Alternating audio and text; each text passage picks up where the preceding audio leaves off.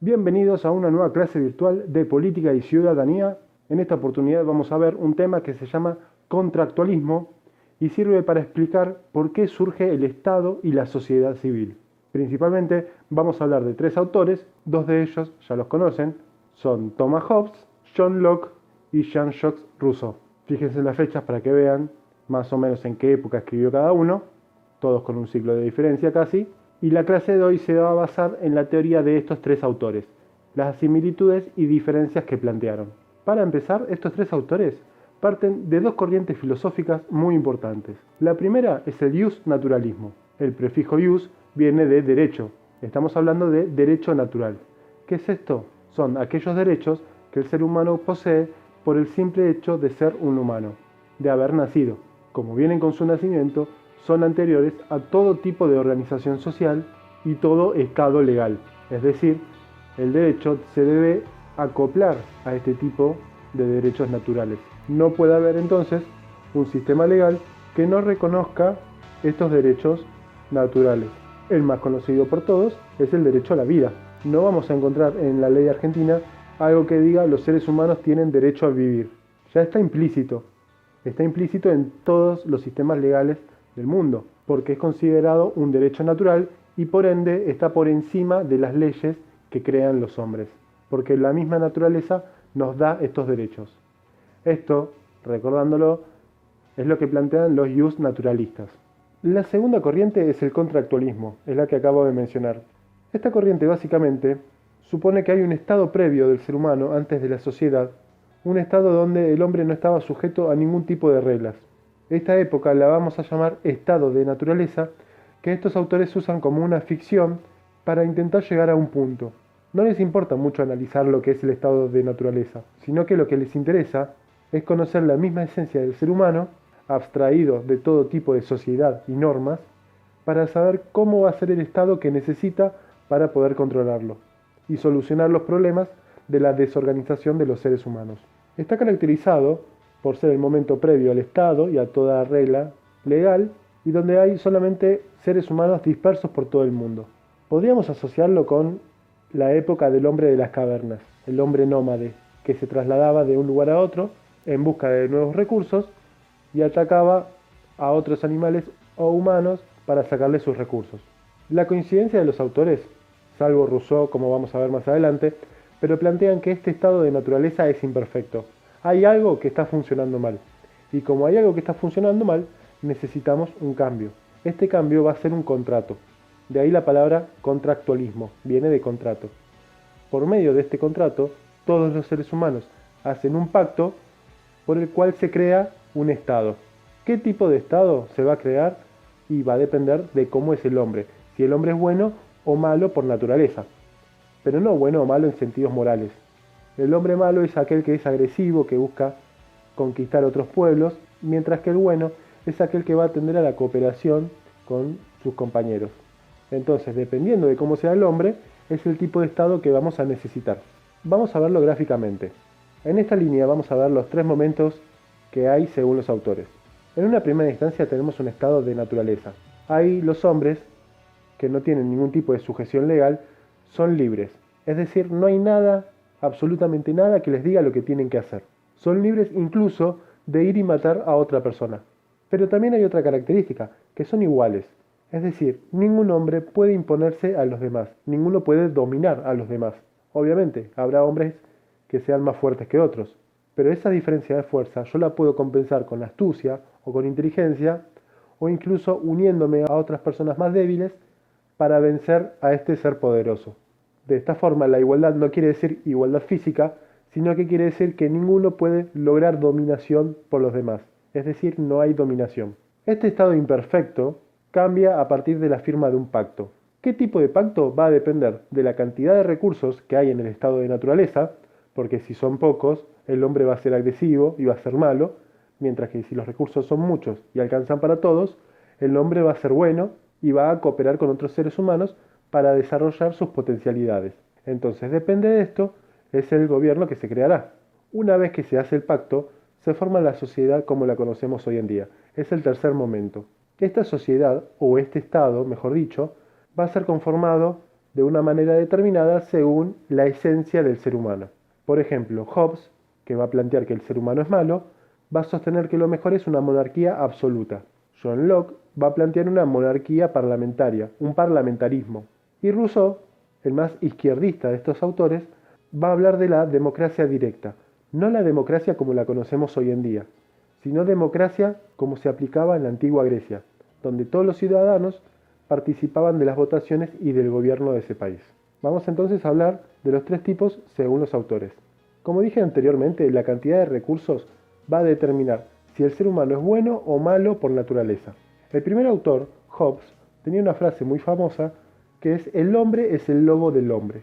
Para él, el hombre era malo por naturaleza. La esencia del ser humano es un ser egoísta, agresivo y que va a atacar a otras personas porque los recursos son escasos. ¿Qué significa que es el lobo del hombre? Significa que el hombre es tanto presa como depredador. El hombre caza a otros hombres. Por eso la frase de Hobbes plantea: el hombre es el lobo del hombre. En este estado de naturaleza hay una guerra latente. La guerra significa que nos estamos enfrentando, pero puede ser latente, es decir, no nos estamos enfrentando ahora, pero en cualquier momento podría estallar algún conflicto. Y el conflicto, este enfrentamiento, principalmente se va a hacer para tres cosas. Por un lado, para conseguir recursos. Yo voy a intentar robarle a otros sus recursos. En segunda instancia, para mantener los que tengo. Alguien me los quiere venir a robar. Y una tercera, que también es muy importante, es para obtener reputación. Si yo tengo reputación y fama de gran guerrero, es muy probable que cuando alguien quiera intentar robarle a otros sus recursos, me vea a mí, vea que tengo mucha fama y trate de esquivarme. No quiera pelear contra mí. De esta manera, yo me estoy cuidando sin tener que enfrentarme a otras personas. Acá Locke y Rousseau plantean algo distinto. Para Locke, como los recursos son tan abundantes, el hombre es bueno por naturaleza, va a cooperar con otros humanos. Rousseau sostiene lo mismo, el hombre es bueno y también es solitario, anda aislado por la naturaleza, pero le agrega una variante más. No solo es bueno, sino que cuando ve a otro ser humano sufriendo, siente repulsión, siente aversión, no le gusta ver el sufrimiento ajeno. No es simplemente un amor por sí mismo, sino que también hay un amor por la otra persona, por más que no la conozca. Y ahí entramos en la parte de los derechos naturales. ¿Qué derechos tienen las personas por el simple hecho de haber nacido? El principal objetivo del ser humano para Hobbes era conseguir recursos para sobrevivir. Por eso, el principal derecho que él va a destacar es el derecho a la autoconservación. Es decir, hacer todo lo que esté a mi alcance para conservar mi propia vida. Yo tengo derecho a hacer cualquier cosa con tal de protegerme. Pensemos que en la ley de hoy, yo hasta puedo incluso matar a otra persona con el objetivo de proteger mi vida. Es decir, si alguien viene y me amenaza con un arma y yo lo mato, se considera que es defensa legítima y por eso no tengo un castigo. Si bien matar está mal y es un asesinato, legalmente se puede considerar un homicidio, en este caso la ley me avala a hacerlo porque mi vida estaba en riesgo. Entonces, principalmente, el derecho es la autoconservación. Locke va a plantear algo muy interesante, que es el derecho a la propiedad. ¿Y cuándo surge el derecho a la propiedad? La propiedad privada como la conocemos hoy en día. Acá traigo un ejemplo. Si yo veo una manzana en un árbol, me subo y la saco, esa manzana automáticamente pasa a ser mía. ¿Qué es lo que cambió? Le agregué trabajo. El trabajo hizo que esa manzana pasara a ser mía. Yo puse mi fuerza de trabajo. Es decir, el trabajo va a crear propiedad. Y esto, para Locke, es un derecho natural. Es previo a todo tipo de organización social. Lo que significa que por más que no haya estado, esto va a estar mal y está mal que alguien me saque mis recursos, incluso estando en un estado de naturaleza. Con lo cual, si yo lo castigo de alguna manera, va a ser un castigo justo, siempre y cuando sea un castigo proporcionado. No lo voy a matar por robarme una manzana. Por último, Rousseau, que no se detiene tanto en el estado de naturaleza, sino que se detiene en otras cuestiones, también sostiene el amor a sí mismo, la autoconservación, y el amor a sus semejantes, es decir, la piedad. Como dije anteriormente, le molesta o repugna ver sufrir a otras personas. Como dije al principio cuando leí el estado de naturaleza, este estado es imperfecto.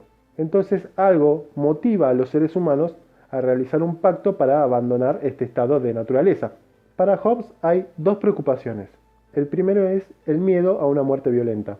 No solo la muerte, sino una muerte violenta, que venga alguien y por sacarme mis cosas me termine matando, torturando, haciéndome sufrir. Y como vivo permanentemente con miedo, no voy a tener la posibilidad de una vida cómoda, una vida confortable. Entonces, ese otro deseo me lleva a mí a generar un pacto para salir de ese estado de naturaleza y que haya alguien que me cuide, que cuide mi vida. Locke, por otro lado, recordemos que para él el ser humano era bueno, era libre, era igual. Entonces, ¿cuál es el problema? El problema es que va a haber gente que va a querer violar la propiedad de uno. Yo le pongo trabajo a un objeto, a un recurso, pero alguien puede no importarle y querer sacármelo. Entonces, la sociedad se va a crear para proteger esta propiedad. Yo recién dije que era legítimo castigar a alguien, pero a veces el castigo puede ser muy severo o muy blando. Necesitamos saber cuál es el castigo justo, el castigo proporcional al crimen cometido. Por eso estamos hablando de dar justicia, darle a cada uno lo que le corresponde, ni más ni menos. Y la única forma de dar justicia es que venga un tercero que sea imparcial. En este caso va a ser el Estado. Porque si no hubiera un tercero, la persona que cometió el delito va a pedir el castigo más leve posible. Pero la persona que sufrió ese delito va a querer el más grave. Entonces puede pasar que se empiece una espiral de venganza que termine en la muerte de todos. Por ejemplo, alguien me roba algo y yo como castigo le corto un brazo. Esa persona considera que el castigo fue desmedido, se va a vengar y me va a cortar los dos brazos a mí. Y voy a seguir yo vengándome de vuelta y así hasta que uno termine muriendo. Gandhi tenía una frase muy famosa que era ojo por ojo y el mundo acabará ciego. Ojo por ojo, haciendo referencia al código de Hammurabi, en donde se establecía una serie de sanciones similares al castigo cometido, y que hoy se usa para devolver con la misma moneda la ofensa que alguien cometió. Por ejemplo, alguien me pegó, voy y le pego. Considero que es justo porque ojo por ojo. Él me pegó, entonces yo se la devuelvo con el golpe. Locke iba más allá, para él este sistema no era bueno, necesitaba justicia, pero porque sostenía que el castigo es muy importante. El castigo debe, en primer término, reparar el daño que se cometió. Si hubo una violación a la propiedad, el castigo de alguna manera debe reparar a la víctima ese daño que sufrió. Y por otro lado, el castigo debe servir para ejemplificar a otras personas para que no cometan estos delitos, porque saben que puede haber una sanción. Entonces, la motivación para Locke va a ser simplemente proteger la propiedad, con lo cual el Estado se va a dedicar solamente a dar seguridad. ¿A qué les recuerda esto? Al Estado liberal. Finalmente Rousseau, como dije al principio, no tenía tantos motivos para salir de este estado. El hombre era bueno, era libre e igual, cooperaba con otras personas, sentía piedad, no había muchas motivaciones para hacer un pacto. Sin embargo, el pacto se hizo, y ahí está el problema para Rousseau. Pero vamos a verlo más adelante. Vamos entonces a hablar de cómo eran los pactos según los autores. Para Hobbes, el pacto era un acuerdo por el cual todas las personas cedían sus derechos naturales a un leviatán, un soberano. ¿Qué es un leviatán? Es una criatura mitológica asociada con un demonio generalmente, que era una metáfora de cómo debía ser el Estado para Hobbes. Es decir, está diciendo que el Estado tiene que ser un monstruo gigante. Acá tenemos unas imágenes de posibles leviatán y hay el libro de Thomas Hobbes, Leviatán justamente se llama, donde muestra en su tapa un monstruo gigante que representa a cómo debería ser el Estado. Como mencioné recientemente, los seres humanos le dan sus derechos a este soberano. Soberano porque no existe un poder que esté por encima de él.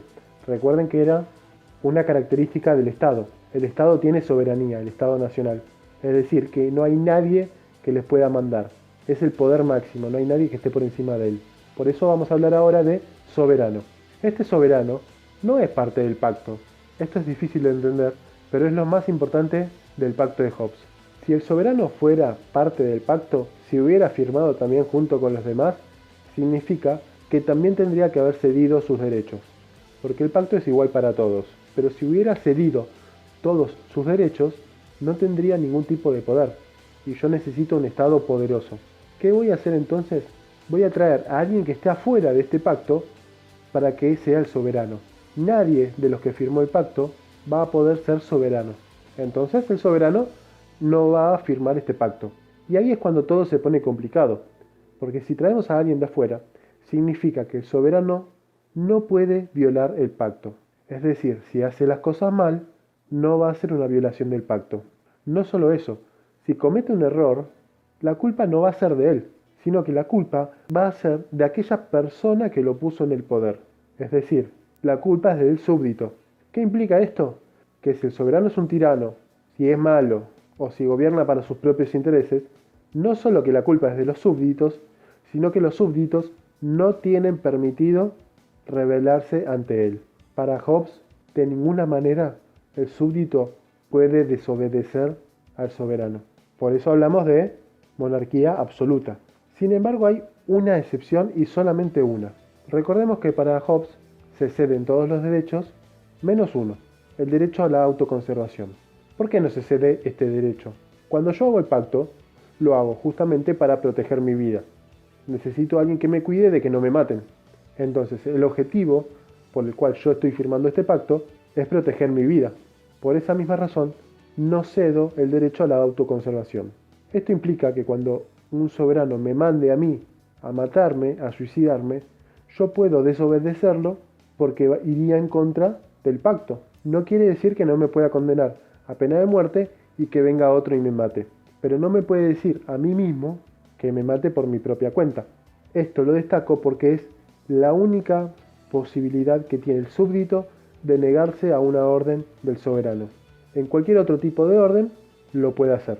Y esto que parece un poco loco para nuestros días, fíjense el último punto, la ley, no solo en la Argentina, sino en todo el mundo, permite que un acusado no tenga que acusarse a sí mismo.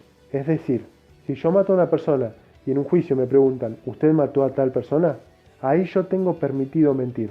Vieron que siempre que alguien va a un juicio le hacen jurar en la Biblia o jurar por la patria que va a decir toda la verdad.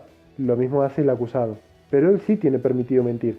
Si una persona cualquiera miente en el estrado, se lo acusa de un delito, de falso testimonio. Al acusado no, porque el acusado tiene el derecho de no hacer nada que perjudique su propia condición legal.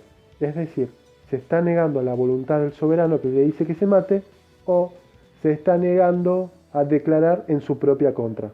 Esto rige solamente para el acusado. Antes de ir al siguiente autor, me gustaría leer un párrafo que aparece en el libro de Mario Stanschreiber, que se llama Filosofía en 11 frases, donde analiza 11 frases históricas de la filosofía y una de ellas es justamente el hombre es el lobo del hombre. Y en este párrafo explica un poco cómo es este estado que crea el pacto de Hobbes. Hobbes entiende que si el hombre es el lobo del hombre, entra en conflicto el contraste que significa ser un animal racional. Lo racional y lo animal conforman un antagonismo irresoluble cuyo destino es la cesión por parte de todos los seres humanos de su libertad ante un ente superior que nos legisle y nos garantice nuestra supervivencia.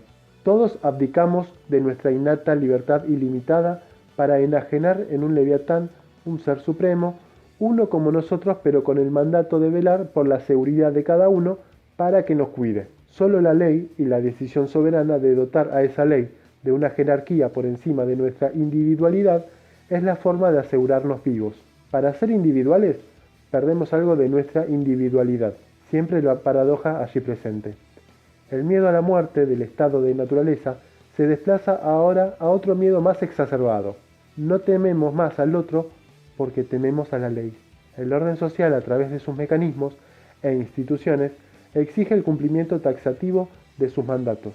La soberanía a pleno, menos para el soberano, que queda en una zona marginal. Hace cumplir la ley, pero tiene la potestad de suspenderla si en su nombre lo ameritase.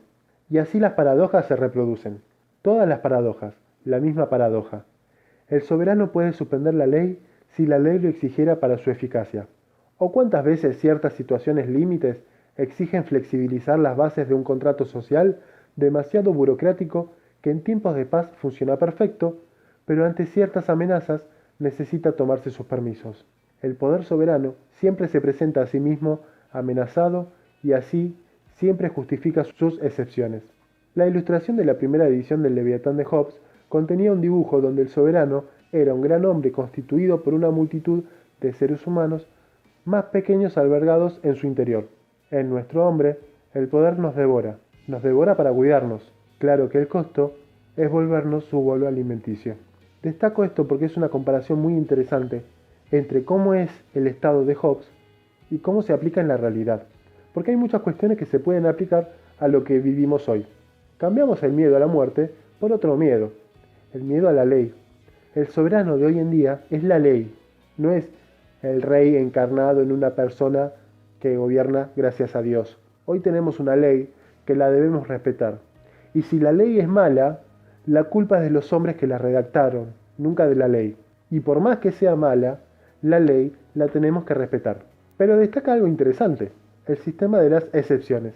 Releo, el poder soberano siempre se presenta a sí mismo amenazado y así siempre justifica sus excepciones. La amenaza a la ley va a permitir entonces que yo como soberano pueda violar la ley. Y les pongo un ejemplo muy concreto, porque así como lo dije, parece una aberración, pero ¿qué es sino la cuarentena que estamos viviendo hoy? Hoy en día vivimos una restricción a nuestra libertad. Estamos obligados a permanecer en nuestras casas. Si salimos a la calle para hacer una actividad que no está permitida, recibimos una sanción. ¿Y por qué? Porque estamos amenazados por un virus. Se cuida nuestra vida. Cedemos nuestro derecho natural a la libertad con tal de proteger nuestra vida. Y lo hacemos la mayoría pensando que está bien que esto sea así. En este caso puede justificarse. Realmente hay un virus mundial, una pandemia muy grave que mata a muchas personas y estamos hablando de una cuarentena que tampoco es tan estricta, sino que tiene algunas limitaciones. Por ejemplo, yo puedo salir a darme una vuelta, puedo ir a comprar algo, algunas personas pueden ir a trabajar, incluso algunos pueden manifestarse. El problema es cuando esta excepción se convierte en algo permanente y que permite la excepcionalidad del poder. Por ejemplo, hay un libro que se llama La Argentina en emergencia permanente, que habla justamente de las facultades legislativas que tiene el presidente. Cuando hay una situación de emergencia y se necesita un liderazgo fuerte y que resuelva rápidamente, el Congreso puede darle algunas de sus funciones al presidente a través de una ley. Y esto se hace en emergencia. ¿Cuál es el problema? Que a lo largo de los años, desde que volvió la democracia, el Congreso permanentemente le da al presidente estas funciones como si todavía estuviéramos viviendo en una emergencia. A pesar de que hemos tenido crisis muy fuertes y estados que no eran de emergencia, que no estábamos mal, o por lo menos no tan mal como otros momentos. Entonces esto se convierte en una excepcionalidad permanente y el poder, como dice este filósofo Stan Schreiber, siempre justifica sus excepciones. Siempre hay una justificación para violar la ley, violar entre comillas, y el poder siempre se justifica de alguna manera. Y nosotros lo aceptamos. El poder nos devora, pero para cuidarnos. Nos convertimos en su bolo alimenticio, pero es para cuidarnos. Les dejo esto para que se lo queden pensando. Por ahora, vamos al siguiente autor, que es John Locke, para ver cómo era el pacto que planteaba él. Como dijimos, una persona puede violar mi propiedad, entonces va a ser merecedor de un castigo determinado. El castigo que yo tengo que poner tiene que ser proporcionado a la ofensa cometida, porque si es demasiado desproporcionado, se va a querer vengar y entramos en un círculo vicioso. Este es el gran problema que para Locke hace que necesitemos de un Estado. Necesitamos este Estado para que el castigo sea justo.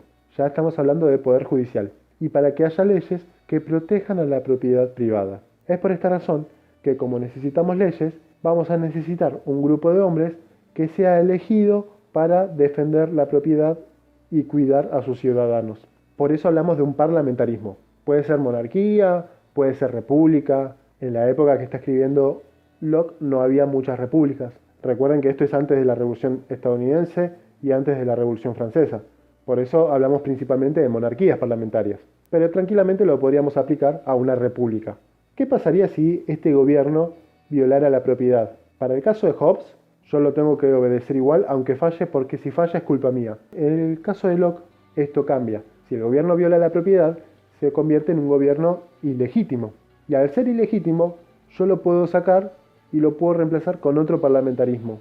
Es decir, puedo volver a llamar a elecciones y elegir otro nuevo poder legislativo. Da mucho para debatir esto sobre, por ejemplo, qué pasaría en el caso de una expropiación, si se considera violar la propiedad privada. O en otro punto, qué tan democrático termina siendo Locke, que limita muchísimo la acción de gobierno a lo que él sostiene que es correcto. Y si se desvía de esto, por ejemplo haciendo proyectos que cobren más impuestos a los más ricos para dárselo a los más pobres, esto podría ser considerado ilegítimo y automáticamente lo podemos sacar del poder, a pesar de haber sido votado por la mayoría de las personas. Es muy polémico. Por último, cuando hablamos de propiedad, para Locke no son solamente la propiedad privada. Estamos hablando de tres componentes que forman parte de mi propiedad: la vida, la libertad y los bienes. Estos tres componentes forman parte de la propiedad en los términos que habla John Locke. Y vamos al último autor, que es el que más me gusta de estos tres, es el más revolucionario, el más quilombero, por decirlo de alguna manera, porque él no viene a sostener la idea de hacer un pacto para una sociedad mejor, sino que viene a hacer lo contrario. Él viene a denunciar este pacto. Para él el pacto era malo. Por eso decíamos que en el estado de naturaleza las cosas andaban bien. Se hizo un pacto, pero el pacto empeoró la situación, no como para los otros dos autores. Y todo empieza con la propiedad. Con la propiedad según lo que hablaba Locke. Cuando alguien vino, cercó un terreno y dijo que eso era suyo, y además hubo otra persona que le creyó que realmente eso era suyo y estaba el derecho natural de propiedad, ahí es cuando se empieza a crear la sociedad civil como la conocemos, a partir de la propiedad. Es decir, a partir del momento en que un hombre dijo esto es mío y el otro dijo bueno, está bien, eso es suyo. En ese momento estamos hablando de la sociedad civil. Y ahí empieza a nacer una desigualdad moral, una desigualdad entre ricos y pobres, entre los que tienen propiedad y los que no tienen propiedad. ¿Y por qué se firmó este pacto? John Locke decía que era para defender la propiedad. Y estamos de acuerdo, es para esto. Pero lo que se está haciendo en realidad es institucionalizar la dominación que los ricos tienen por encima de los pobres. El pacto viene a defender los derechos de los ricos. Entonces, lo único que hace este pacto es legitimar una desigualdad que existía en ese momento. La teoría de Rousseau está escrita principalmente en 2 libros, a diferencia de los anteriores, que era uno solo. Esta parte del pacto original está escrito en su primer libro, pero luego él escribe un libro que se llama El Nuevo Contrato Social, que establece cómo debería ser el nuevo pacto que se cree. Es decir, este pacto es malo, necesitamos crear uno nuevo, necesitamos crear una nueva sociedad. Y lo sorprendente de acá es que va a ser una evolución, pero conservando muchos elementos del estado de naturaleza. Primero, todos deben enajenar sus derechos. Enajenar significa dejarlos, renunciar a ellos. Incluso el derecho a la propiedad. No estamos hablando de que haya propiedad comunitaria, sino de que yo puedo vivir en mi casa tranquilamente en propiedad privada, pero no significa que no pueda venir alguien y sacármela. ¿Quién? Va a ser una especie de leviatán. Pero no es un leviatán como lo planteaba Hobbes. En el caso de Rousseau se llama voluntad general, y que va a ser la opinión mayoritaria y representativa de todos los ciudadanos. Es decir, vamos a votar algo y eso que votemos tiene tanto poder como tenía el leviatán de Hobbes. Por ejemplo, el leviatán podía sacarme mi propiedad en Hobbes. En el caso de Rousseau también puede hacerlo, pero no es una persona que gobierna y no se hace responsable de nada. Acá es la voluntad general, es decir, todos votamos para hacer eso. La voluntad general se convierte en la opinión mayoritaria. Y lo interesante es que es representativa de todos. Por más que yo vote en contra de un proyecto, yo acepté formar parte de ese pacto, del pacto que establece el nuevo contrato social. Y como tal, acepto las derrotas y las victorias. Si hoy en día gobierna un presidente al cual yo no voté, ese presidente me gobierna igual, porque gobierna todo el país. Y los que perdimos tenemos que aceptar que está gobernando esta persona. Si se pone un impuesto, yo tengo que aceptar ese impuesto porque lo puso un poder que fue votado por la mayoría de las personas. La mayoría de las personas decidió, a través de sus representantes, que haya un impuesto determinado. Y los que perdimos, como aceptamos formar parte del sistema democrático, también aceptamos formar parte cuando nuestras ideas pierden. Si no, el argumento típico y despectivo sería: no te gusta, anda a vivir a otro lado. Y acá es lo interesante respecto del estado de naturaleza. Dijimos que en el estado de naturaleza el hombre es libre e igual por naturaleza. Que en Hobbes, cuando se hace el pacto, eso se rompió, porque ya no éramos todos iguales, había uno por encima de todos que nos dominaba. Y tampoco éramos libres porque le cedíamos nuestra libertad al soberano. En el caso de Locke, empieza a haber una serie de normativas para proteger a la propiedad que ya no nos deja ser tan libres como antes. Hay una libertad limitada, no es que yo pueda hacer lo que quiero. Y tampoco hay mucha igualdad porque yo voy a votar a una persona que me va a representar, entonces esa persona, al ser parte de un gobierno, va a tener más poder que yo. En Rousseau es distinto. Todos somos iguales porque nuestro voto vale uno y somos todos partes del gobierno. No hay diferencias entre nosotros. Eso automáticamente asegura nuestra igualdad. La igualdad es para todos, pero también somos libres. O sea, vamos a crear leyes y nos van a sujetar. Pero eso no significa que nosotros perdamos nuestra libertad. La ley que yo estoy obedeciendo es la misma ley que yo creé. Entonces estoy obedeciendo a una creación mía. Yo en mi libertad elegí crear una ley que me limite. Después estoy limitado, es verdad, pero porque yo en mi libertad quise limitarme de esa forma. Por ejemplo, pongo un semáforo en la esquina de mi casa y cuando voy a pasar por ahí la luz está en rojo y freno. Perdí la libertad de avanzar por esa calle libremente, pero yo fui el que decidió perder esa libertad. Entonces eso automáticamente asegura que yo sea completamente libre. Y como dije anteriormente, no importa si yo perdí la votación. Yo acepté formar parte de este pacto, en mi libertad acepto formar parte de este pacto, y si no me gusta me puedo ir a otro lado. Entonces, por ende, soy una persona libre, respetando la ley que yo mismo hice, y somos todos iguales. Todos nuestros votos vale uno. Si hoy lo tuviéramos que entender de otra forma, despectivamente lo podríamos conocer como una dictadura de la mayoría, en vez de una democracia, en donde se respeta lo que dice la mayoría, no importa lo que sea. Hoy en día, la Constitución argentina permite que se aseguren ciertos derechos a las minorías, es decir, no se puede avanzar en cualquier cosa. Si el día de mañana todos votamos a un presidente y aceptamos que se convierta en un rey, no va a poder hacerlo porque la ley no se lo va a permitir. Entonces, la mayoría tiene un límite. Otro ejemplo, la mayoría de los diputados son hombres. Si los diputados votaran para que las mujeres no pudieran acceder más a la universidad, la ley le impide esto, entonces por más que sea mayoría, no lo van a poder impedir, porque hay una ley que va a impedir que haya discriminación. Hasta acá los tres autores, a veces estas cosas parecen muy alejadas de lo que vivimos hoy en día, parecen ser conceptos muy atrasados, pero todo lo podemos relacionar con lo que pasa hoy en día. De Hobbes ya hablamos, al Leviatán lo podemos relacionar con las leyes, con todo el marco legal. El Leviatán era una persona, o un grupo de personas, y ya no lo es, pero sí podríamos decir que la ley tiene el poder absoluto. Todo se rige por la ley. Y si la ley dice algo que está mal y que es injusto, no es culpa de la ley, es la culpa de los hombres que la redactaron. Pero aunque la ley sea injusta y sea mala y no nos guste, la tenemos que respetar.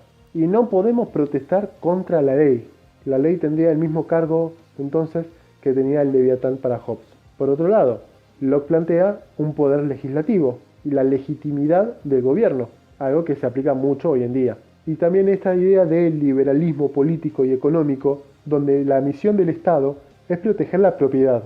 Y si se fijan, gran parte de las políticas de los estados generalmente son para proteger la propiedad de las personas.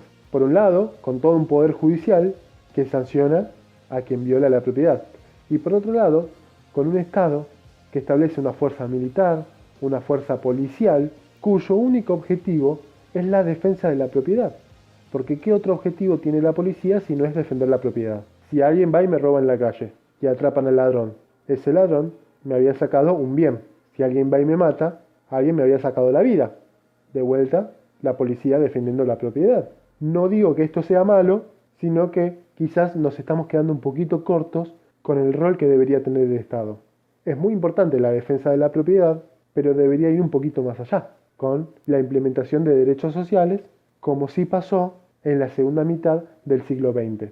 Y finalmente, de Rousseau, en realidad hay muchas cosas más que podemos comparar, pero en este caso, la idea de la libertad y la igualdad que seguimos conservando a pesar de estar regido por distintas leyes, todos nuestros votos valen uno, la única limitación es una limitación de edad, pero absolutamente todas las personas pueden votar, incluso mujeres y analfabetos, cosa que en otras épocas y en otros países no pasaba.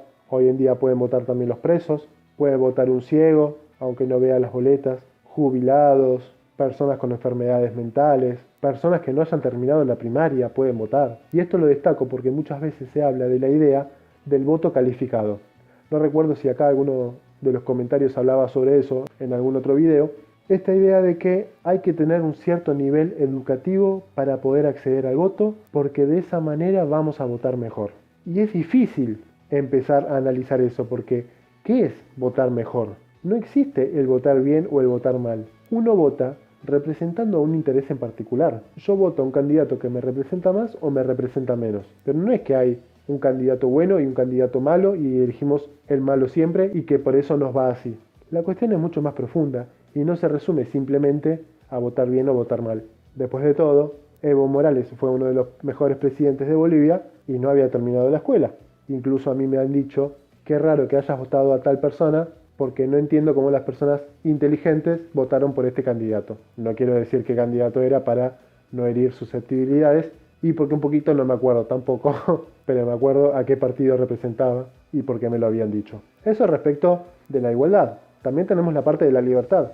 Hoy en día aparecen muchos libertarios en redes y en televisión discutiendo la idea de los impuestos que cobra el Estado, que son forzosos, que las personas no lo quieren pagar y lo terminan pagando igual. Y desde el lado de Rousseau podríamos contestarles que, por más que ellos no estén de acuerdo, aceptaron formar parte de un sistema democrático con reglas claras, donde establece que los políticos pueden cobrar impuestos y esos políticos fueron elegidos por la mayoría de las personas. Por ende, la mayoría de las personas está de acuerdo con ese impuesto. Es decir, no nos están restringiendo nuestra libertad, sino que nosotros mismos, en nuestro ejercicio de la libertad, elegimos restringir la libertad misma. Esto parece un juego de palabras, sé que va a ser medio complicado de entender al principio, lo seguiremos trabajando para que quede claro. Por ahora, la clase va a terminar acá y el tema de contractualismo también, así que nos veremos en la próxima oportunidad, donde veremos ya los poderes de gobierno que tiene el Estado y el Estado de Derecho, la aplicación de justicia en nuestro país. Nada más por hoy, les agradezco por haber visto el video y nos vemos la próxima. Hasta luego.